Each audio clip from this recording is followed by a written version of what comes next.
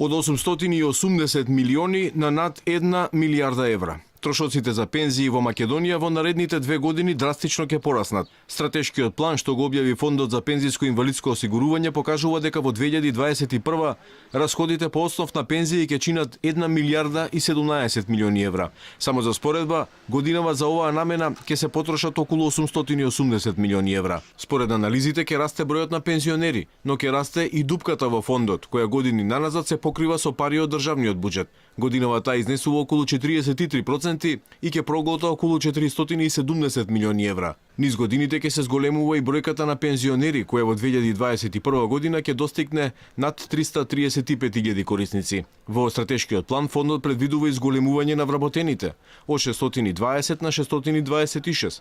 Токму работниците се најслабата карика поради недоволната обученост и послабите квалификации на добар дел од вработените, зашто во наредниот период ќе бидат потребни уште повеќе средства за нивни обуки и усовршување. Ваквите податоци според упатените се загрижувачки со оглед на континуираните предупредувања на експертската јавност дека фондот функционира на стаклени нозе. Реформите се неизбежни, но какви тие ќе бидат, за сега власта не открива. Единствено што се знае барем до сега е дека не се размислува на поместување на старосната граница за пензионирање. Светска банка и Меѓународниот монетарен фонд веќе со години предупредуваат дека македонскиот пензиски фонд е неодржлив на долг рок.